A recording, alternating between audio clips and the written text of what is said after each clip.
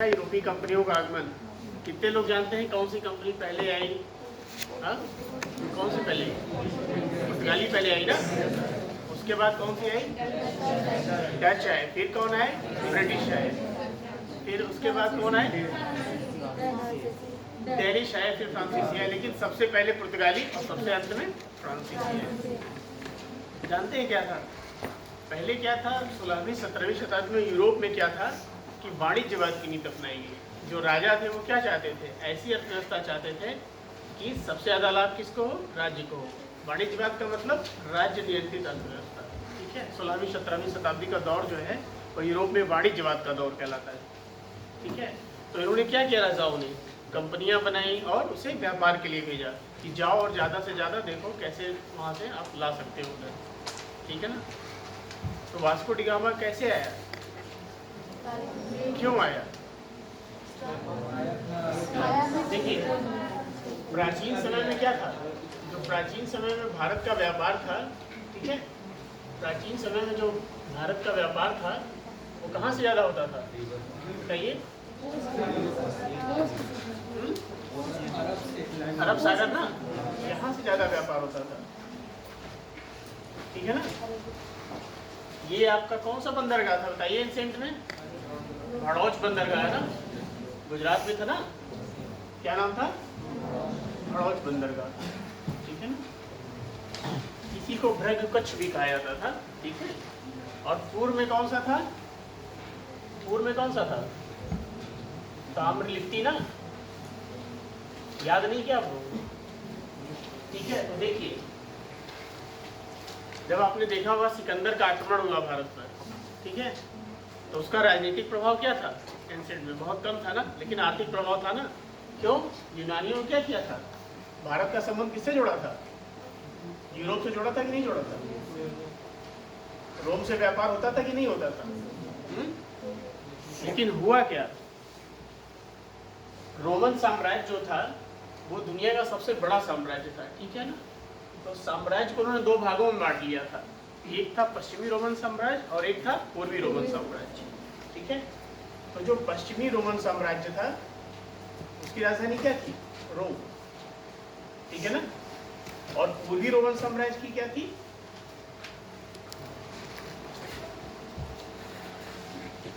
जिसे हम कहते हैं कुस्तुनतुनिया। ठीक है ना, यानी इस्तांबुल, तुर्की जिसे आप कहते हैं ना, आज का जो इस्तांबुल है वो क्या था?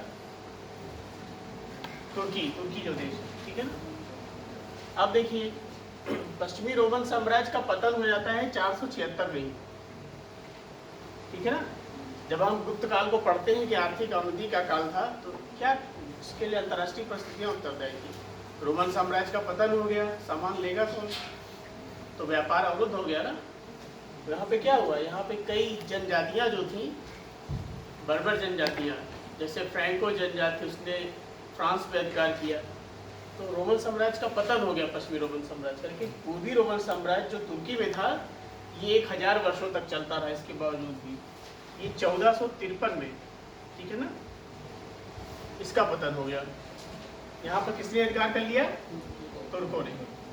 क्लियर? अब बताइए, यहाँ क्या था? प्राचीन काल में यूनानियों ने संपर्क जोड़ा भारत का पश्चिमी विश्व से। मध्यकाल में क्या था? अरब व्यापारी होते थे। ठीक है।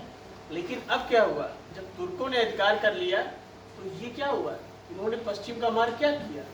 अवरुद्ध कर दिया। तुर्की को यूरोप का प्रवेश द्वार बोलते थे ना, तो अब एंट्री होगी नहीं, तो अब क्या करेंगे? एक ही मार्ग इनको पता था। तो फिर क्या किया?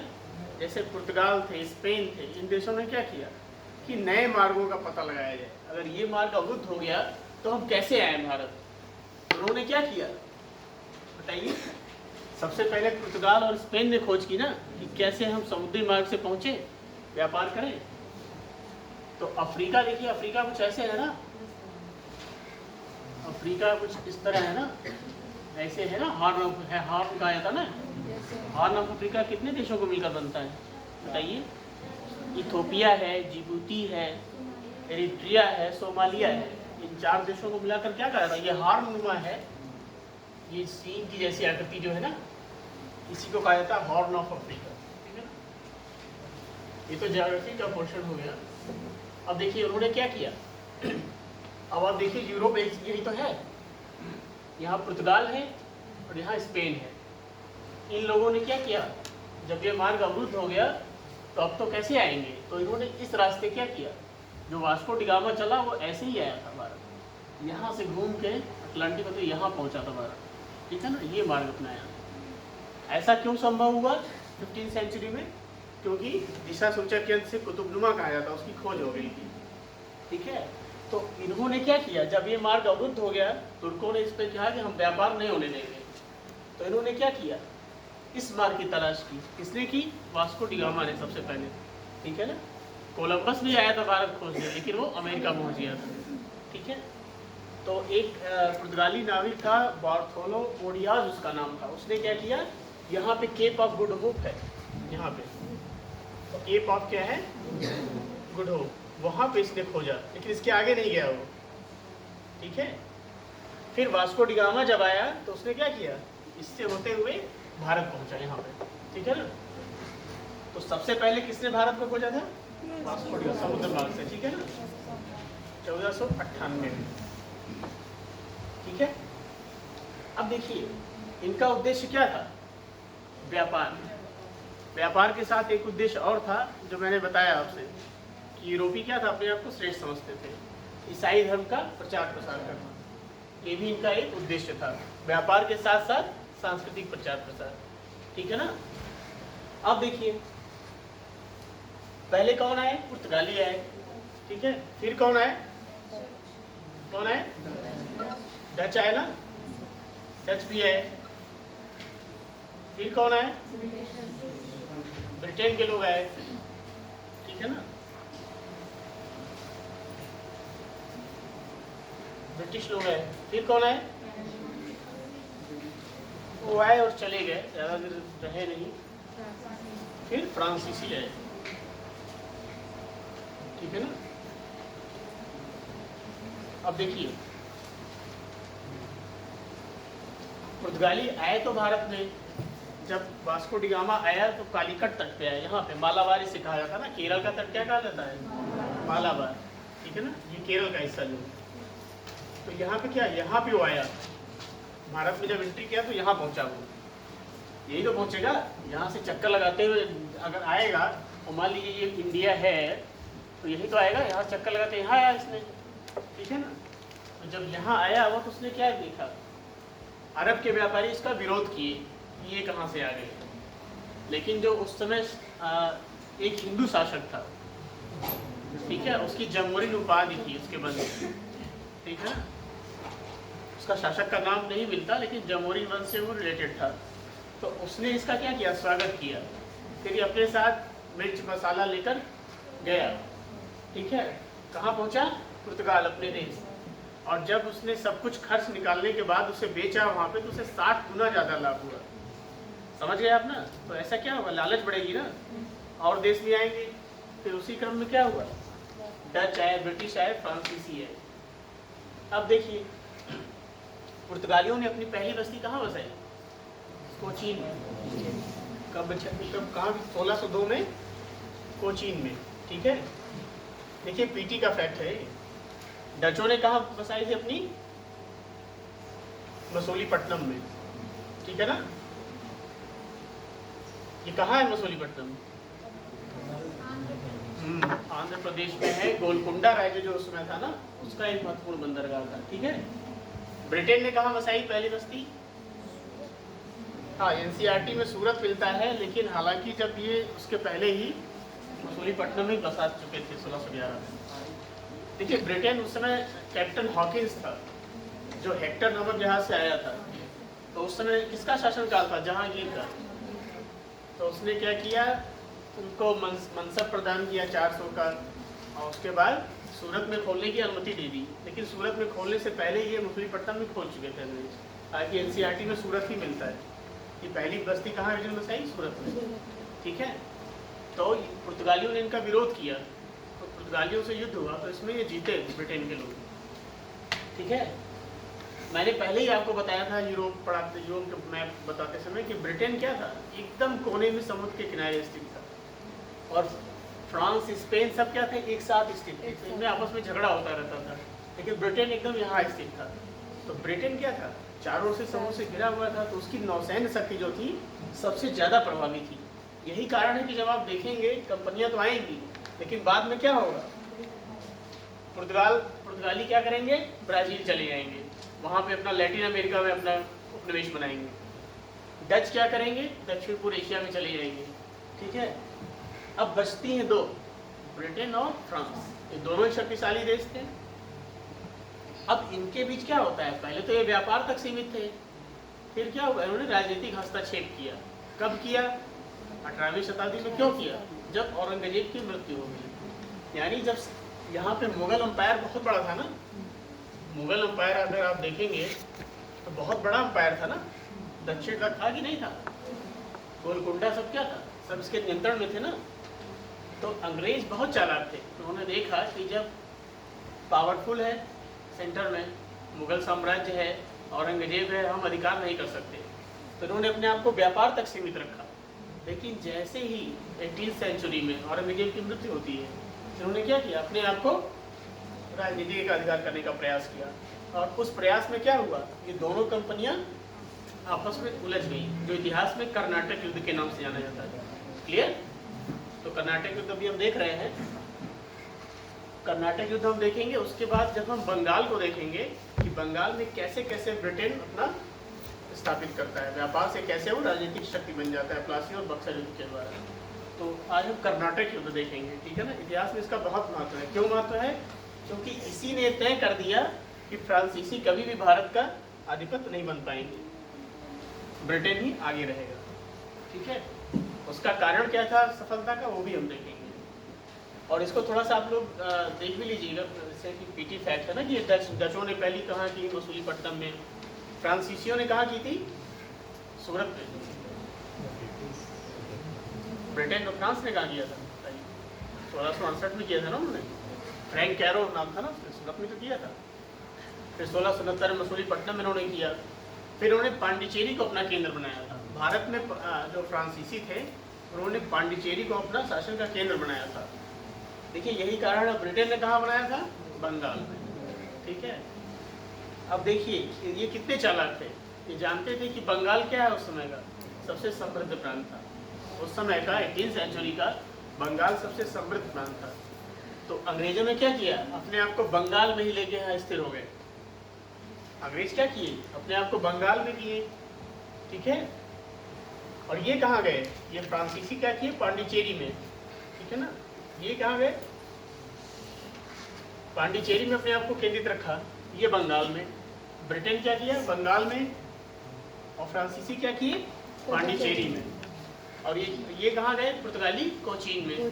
ठीक है, डच में क्या थे, मसूलीपट्टनम में। लेकिन डचों का क्या हुआ, डचों ने देखा कि हमको हर जगह संघर्ष करना पड़ रहा है, तो ये दक्षिण पूर्व एशिया चले गए, साउथ ईस्ट एशिया में चले गए। ठीक है, व्यापार करने। और जब पुर्तगालियों की भी पराजय पर पुर्तगाली भी नहीं टिक सके सामने, तो कहाँ चले गए, ब्राज़ील में, लैटिन अमेरिका में चले गए।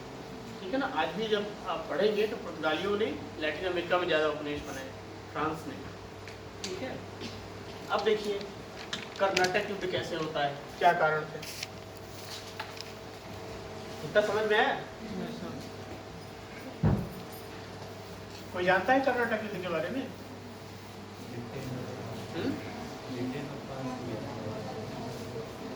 ब्रिटेन और फ्रांस के बीच हुआ, कब हुआ, 1746। अब समझ में आया ना आपको 1746 में क्यों उलझे ये लोग, क्यों उलझे, यही कारण था ना कि मुगल साम्राज्य कमजोर हुआ। इनको लगा कि अब तो हम व्यापार से क्या कर सकते हैं, राजनीति के अधिकार की ओर भी बढ़ सकते हैं, व्यापार से राजनीति की ओर जा सकते हैं। पहले क्यों नहीं उलझे, 1680 में इन्होंने, अंग्रेजों ने प्रयास किया था, तो औरंगजेब ने क्या कहा, औरंगजेब ने इनको हराया तो ये भाग के हुगली द्वीप चले गए ब्रिटेन के लोग। फिर वहाँ से जाब चारनाक में बातचीत किया, तो औरंगजेब ने कहा ठीक है आप लोग व्यापार करेंगे, लेकिन 1.5% जजिया भी देंगे हमें। तो उसके बाद फिर उन्होंने 1696 में कोलकाता को बसाया, 1696 में। उस समय बंगाल का गवर्नर अजीम उस शान था, उसने क्या किया कि 3-4 गांव जो सुल्तानटी, गोविंदपुर और कोलकाता दे दिया। तो उसी पे इन्होंने क्या किया, फोर्ट विलियम की स्थापना की। तो अंग्रेजों ने कहा अपने आप को बंगाल में ही सीमित रखा, और ये यहाँ से। तो किसी इतिहासकार ने कहा भी है कि अंग्रेजों की सफलता का सबसे बड़ा कारण यही था कि वो जानते थे कि भारत की चाबी कहाँ है, बंगाल, और ये कहाँ थे, ये मद्रास में। और अंग्रेजों ने ऐसा नहीं था कि अपना एक ही स्थल रखा, अगर बंगाल भी था तो कलकत्ता बनाया, तो मद्रास में भी अपनी फैक्ट्रियाँ खोली और बम्बई में भी खोली। ठीक है,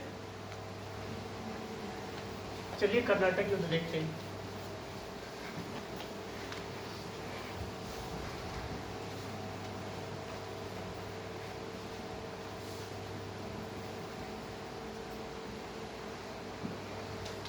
कुल कितने कर्नाटकवाद हुए?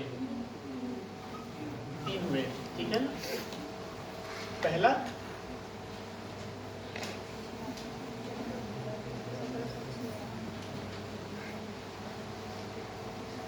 1748, इसका अंत किस संधि से हुआ था? एक्स ला शपेल। क्या बोलते हैं? एक्स ला शपेल। ठीक है, इसका अंतर्राष्ट्रीय कारण भी था कर्नाटक युद्ध का। दूसरा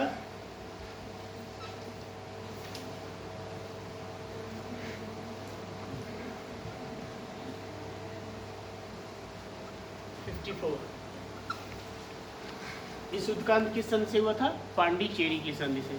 ठीक है, किस संधि से? पांडिचेरी की संधि से। फिर तीसरा कब हुआ था?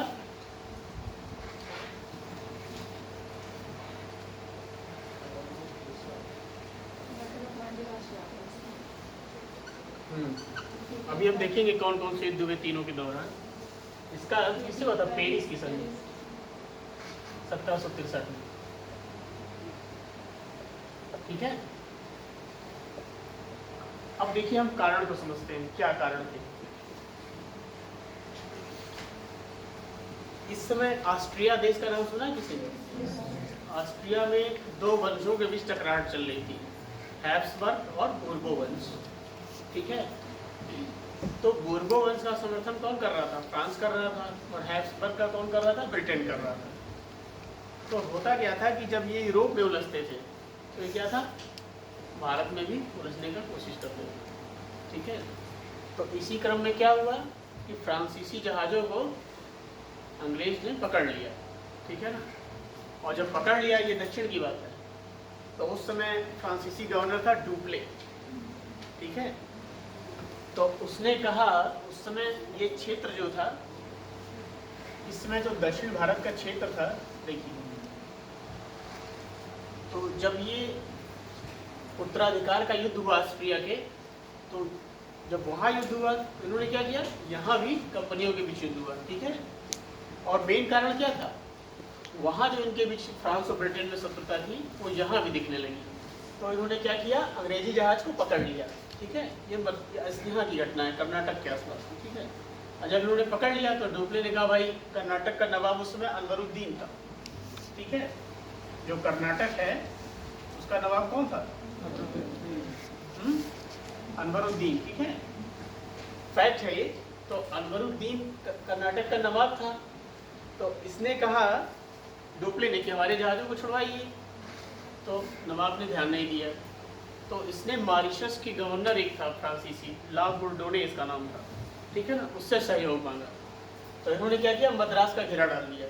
ठीक है, क्या किया, मद्रास जो था ना, मद्रास में क्या किया इन्होंने, डुप्ले ने क्या किया, मॉरिशस के गवर्नर के सहयोग से यहाँ पे घेरा डाल दिया। ठीक है, तो ला बुर्डोने जो था उसने कुछ पैसे ले लिए और मद्रास अंग्रेजों को लौटा दिया। लेकिन फिर डुप्ले ने फिर क्या किया, उस पर अधिकार कर लिया। तो अनवरुद्दीन ने कहा कि इसको लौटाइए, मद्रास को लौटाइए, हमको दीजिए। तो उसने देने से मना कर दिया। तो फिर एक युद्ध हुआ, सेंट थोमे का युद्ध, इसको याद रखिएगा। ठीक है, 1746-48 के बीच में इस सेंट थोमे का युद्ध हुआ। किसके बीच लड़ा गया? फ्रांसीसियों और कर्नाटक के नवाब अनवरुद्दीन के बीच। ठीक है, इस युद्ध में क्या हुआ, नवाब की सेना बहुत बड़ी थी और फ्रांसीसी सेना क्या थी, छोटी। लेकिन उनकी पराजय हुई, किसकी, कर्नाटक के नवाब की। इसका मतलब आप समझ रहे हैं क्यों पराजय हुई।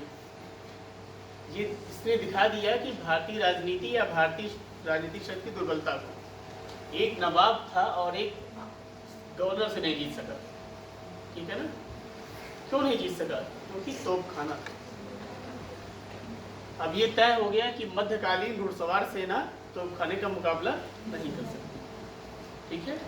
और अनुशासन, दोनों चीजें, इसी कारण से पराजय हुई, ठीक है। यानी अब क्या था, ये बता रहा है कि मध्यकालीन जो सैन्य प्रणाली है वो क्या है, यूरोपीय प्रणाली के सामने क्या है, वो शक्तिशाली नहीं है, टेक्निकल डेवलपमेंट नहीं है।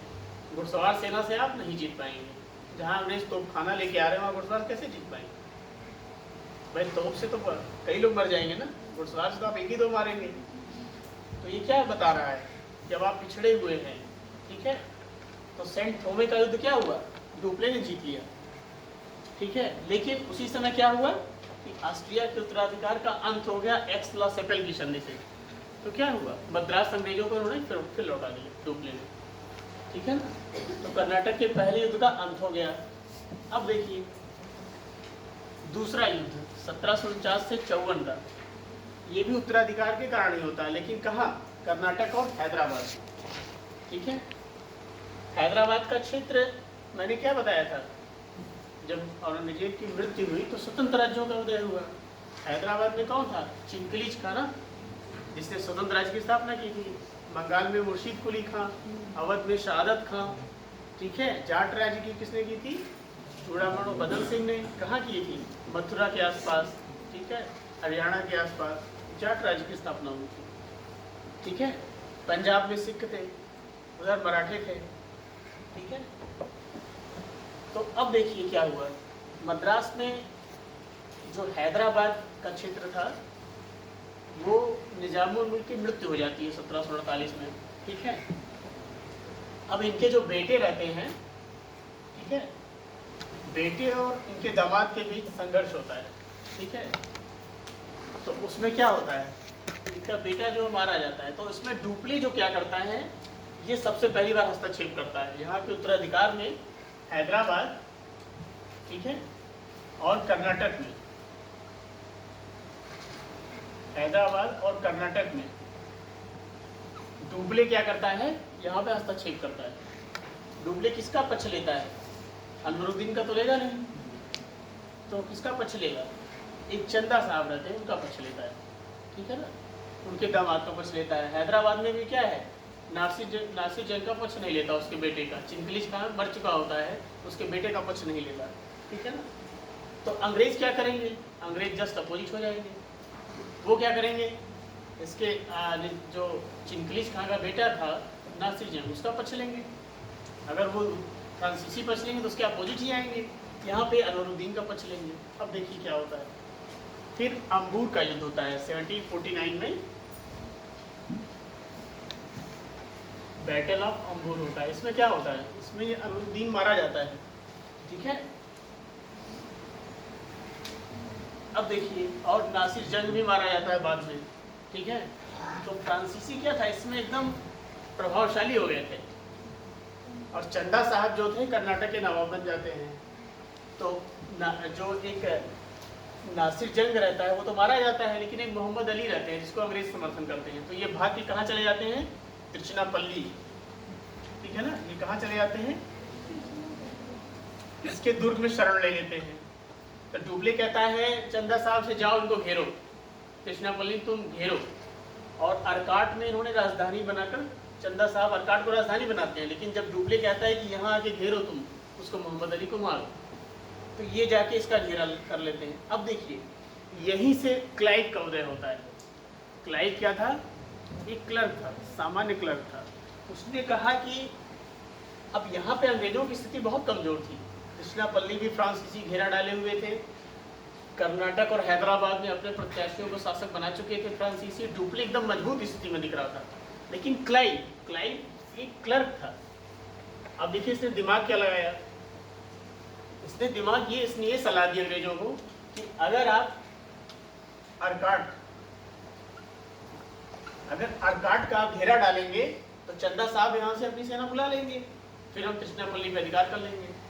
तो होता क्या है, जब अंग्रेज यहाँ पे करते हैं तो चंदा साहब भाग के यहाँ आते हैं, फिर यहाँ पे अंग्रेज अधिकार कर लेते हैं और इधर चंदा साहब भी यहाँ पे मारे जाते हैं। ठीक है, लेकिन इसी समय फिर क्या होता है, फिर इसी समय 1754 के आसपास क्या है कि फ्रांस एक पांडिचेरी की संधि हो जाती है। ठीक है, फिर क्या होता है कि अब हम हस्तक्षेप नहीं करेंगे, फ्रांसीसी कहते हैं अब हम हस्तक्षेप नहीं करेंगे। ठीक है, किसी भी भारतीय राज्य के मामले में आंतरिक हस्तक्षेप नहीं करेंगे और उसके बाद अपने अपने क्षेत्र को लौटा देते हैं और डुप्ले को वापस बुला लिया जाता है। डुप्ले को, चूंकि एक स्वतंत्र शासक के बाद डुप्ले काम कर रहा था, लेकिन क्लाइव ने ऐसी चाल चली कि यहाँ भी तृष्णापल्ली भी छूट गया और अर्काट भी छूट गया।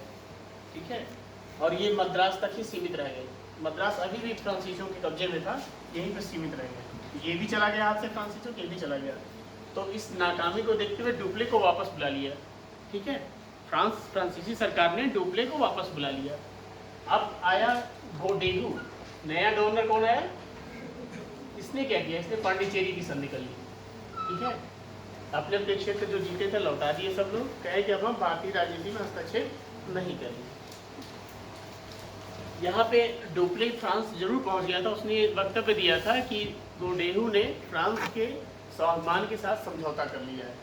ठीक है, फिर क्या होता है, फिर कुछ समय तक शांति बनी रहती है, लेकिन सप्तवर्षीय युद्ध, ये बहुत फेमस युद्ध है वर्ल्ड हिस्ट्री का, जो फ्रांस और ब्रिटेन के बीच हुआ था। ठीक है ना, किसके लिए हुआ था, अमेरिका पे कब्जा करने के लिए। ठीक है, सप्तवर्षीय युद्ध होता है, इसमें जीता तो कौन है, उस समय क्या था, ब्रिटेन किसका उपनिवेश था, और फ्रांस का, ये अमेरिका किसका उपनिवेश था, ब्रिटेन का ही। ठीक है ना, तो उस पर नियंत्रण के लिए क्या होता है, फ्रांस और ब्रिटेन के बीच युद्ध होता है। ठीक है, इसमें जीत किसकी होती है, ब्रिटेन, फ्रांस पराजित होता है। ठीक है, अब देखिए, अब जब वहाँ युद्ध छिड़ जाता है तो ये यहाँ, एक इतिहासकार ने कहा भी है कि अगर यूरोप में कोई तोप का हमला चलता है तो चिंगारी क्या उसकी एशिया और अफ्रीका में भड़कती है, तो ये आपस में फिर उलझ जाते हैं। तो उस समय नया गवर्नर जनरल कौन आता है, फ्रांस भेजता है, काउंट डी लाली नाम रहता है उनका। ठीक है ना, अब देखिए फिर ये आपस में उलझ जाते हैं संघर्ष में, लेकिन एक फाइनल लड़ाई होती है जिसे वांडी वाश का युद्ध कहा जाता है। ठीक है, क्या कहा जाता है, बहुत इंपॉर्टेंट युद्ध है वांडी वाश का युद्ध, ये आपसे प्री में पूछ सकता है, वांडी वाश का युद्ध। ठीक है, ये 1760 में हुआ था। किसके बीच हुआ था, एक तरफ काउंट डी लाली थे और एक तरफ कौन था, आयरकूट। अंग्रेजों का नेतृत्व कौन कर रहा था, आयरकूट। ठीक है ना, अब इस संघर्ष में क्या होता है, फ्रांसीसी खत्म, यहीं से ये बहुत निर्णायक लड़ाई रहती है। यहाँ से क्या हुआ, यह तय हो गया कि फ्रांसीसी कभी भी भारत के स्वामी नहीं हो सकते, अब ये केवल व्यापार तक सीमित रखेंगे। ठीक है, पेरिस की संधि जो हुई 1763 में, ठीक है, उसमें यह तय हुआ कि अब फ्रांसीसी क्या करेंगे भारत में, केवल व्यापार का कार्य करेंगे। अब ना तो इन्हें किलेबंदी का अधिकार होगा, ना ही राजनीतिक हस्तक्षेप करेंगे। यहीं से फ्रांस का पतन हो जाता है कि फ्रांस भी क्या है, अपने आप को हटा लेता है भारत से। यानी 1760 तक आते आते डचों को भी इन्होंने हराया था, अंग्रेजों ने डचों को भी हराया था वेदरा के युद्ध में, वो 1659 में हुआ था। ठीक है, तो क्या ये पता चल रहा है कि अंग्रेजों ने अपने आप को बंगाल तक सीमित रखा, समृद्ध जो संसाधन से भरपूर था उस पर अधिकार किया। डच भी मसूलीपट्टनम की तरफ उलझ गए, फ्रांसीसी भी मद्रास में रह गए। ठीक है, डेनिश तो आए तो देखे पहले संघर्ष चल रहा, अपने आप को समेट के लिए चले गए। तो कंपनियां तो तमाम व्यापार करने, लेकिन व्यापार से राजनीतिक एकाधिकार की तरफ केवल ब्रिटिश कंपनी हुई, और उसका कारण भी था। अभी हम जब फ्रांसीसियों की पराजय के कारण देखेंगे तो उसमें कारण आएंगे। कभी पूछ सकता है आपसे मेंस में कि कर्नाटक युद्ध में फ्रांसीसियों की पराजय क्यों हुई, क्या कारण था। अब इतना मैंने समझाया, कुछ आप बता सकते हैं कारण, एक आध कारण बताइए कारण क्या, क्यों पराजित हो गया फ्रांस? आखिर फ्रांस भी यूरोप का शक्तिशाली देश है। आज भी कहा जाता है कि अगर फ्रांस को जुकाम होता है तो पूरा यूरोप छीनता है। फ्रांस आज भी वो स्थिति है, ऐसा नहीं कि फ्रांस सुरक्षा परिषद का भी स्थायी सदस्य है ना फ्रांस। ब्रिटेन भी है, अमेरिका भी है, और कौन है? चाइना, और एक छोड़ दो सदस्य भी है ना। अस्थायी सदस्य कितने होते हैं? 10 होते हैं। 2-2 वर्ष का कार्यकाल होता है। अभी कौन चुना गया है? भारत चुना गया है ना 2 वर्ष के लिए, 8वीं बार। ये सब भी ध्यान रखा कीजिए। तो फ्रांस भी शक्तिशाली देश था, ब्रिटेन भी, लेकिन फ्रांस क्यों पराजित हुआ? क्या कारण है कि पराजित हो गया फ्रांस? बताइए। फ्रांस पे गवर्नमेंट का अधिकार था, गवर्नमेंट। हाँ, बिल्कुल सही कह रहे हैं कि फ्रांस, जैसे जब एक चीज़ आप देखिए कि जब कोई सरकारी चीज़ होती है तो वो प्रॉफिट के लिए काम नहीं करती ज़्यादा, ठीक है।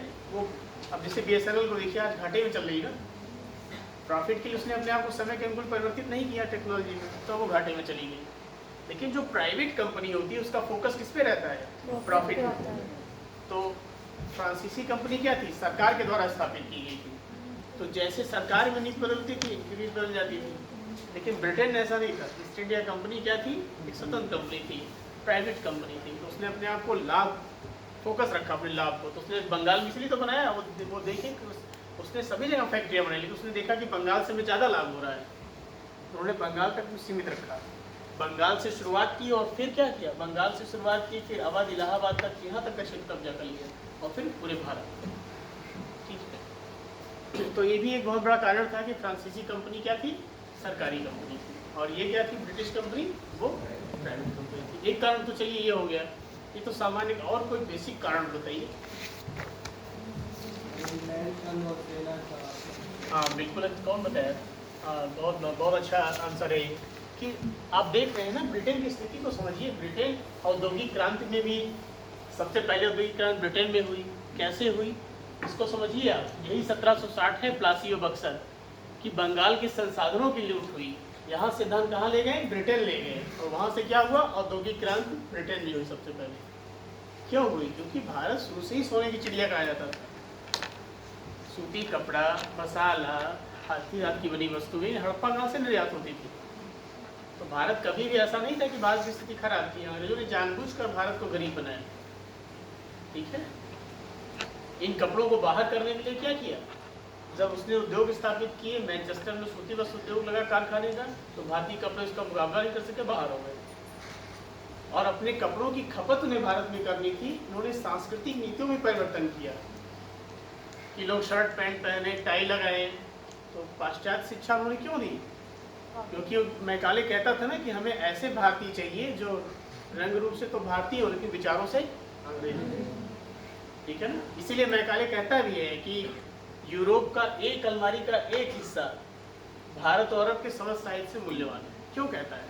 उसको मतलब कम दिखाने के लिए कि यूरोपीय श्रेष्ठ है। ये भावना शुरू से ही रही है।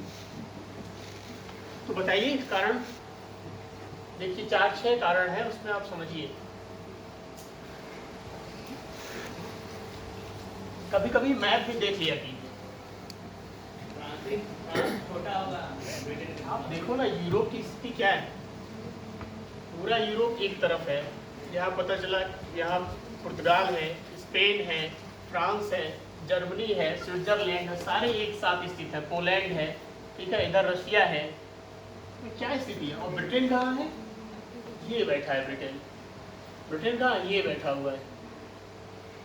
यूके, ग्रेट ब्रिटेन का आया था ना, तीनों को मिला के, स्कॉटलैंड, आयरलैंड, तीनों को मिला के। तो ब्रिटेन कहाँ है? यहाँ है। चारों ओर समुद्र है इसके, चारों ओर क्या है? समुद्र है, यहाँ भी समुद्र है। ये क्या आपस में लड़ते रहते हैं? ये आपस में लड़ते रहते हैं ये देश। तो ये बढ़त हासिल करेगा कि नहीं करेगा? इसने अपनी शक्तिशाली नौसेना विकसित की और ये स्थल पे लड़ते रहे आपस में। तो पहला कारण तो यही हो जाएगा ना। पहला कारण क्या हो जाएगा? बिल्कुल, नौसैनिक श्रेष्ठता कह दीजिए।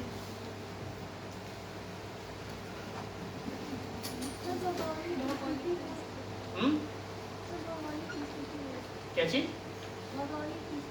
हाँ, अब नौसैनिक श्रेष्ठता कहिए या भौगोलिक स्थिति कहिए, भौगोलिक स्थिति कारण भी तो अपने आप को पृथक रखा ही यूरोप से।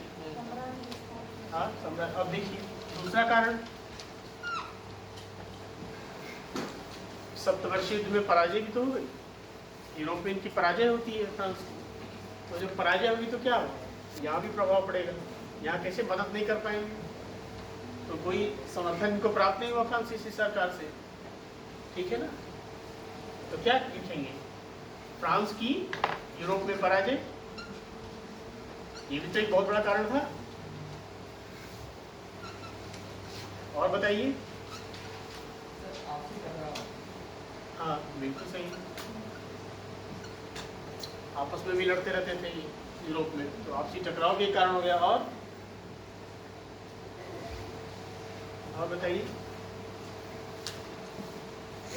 कुछ गलतियां भी की इन्होंने, उचित साधन न होना, जैसे त्रिचनापल्ली का दुर्ग अगर चन्ना साहब नहीं छोड़े होते तो कहाँ क्लाइव की युक्ति सफल होती, कूटनीतिक विफलता भी थी इनकी, ठीक है ना। और सबसे बड़ी बात है कि ये नहीं समझ पाए कि बंगाल एक अत्यधिक उर्वर प्रांत है, हमें नियंत्रण कहाँ करना चाहिए, पहली फैक्ट्री कहाँ लगानी चाहिए, ये अपने आप को पश्चिम में ले गए, दक्षिण में मद्रास पांडिचेरी तक सीमित रह गए। तो क्या हुआ, केंद्र कहाँ था, जो ब्रिटेन के केंद्र थे वो बंगाल में भी थे, मद्रास में भी थे और महाराष्ट्र में भी थे, इनका कहाँ था, पांडिचेरी। तो क्या कहेंगे आप, हाँ इनका से सीमित होना। हाँ लेकिन फ्रांसीसी कंपनी का जो विस्तार था वो केवल कहाँ था, सीमित विस्तार कह देंगे, सीमित विस्तार।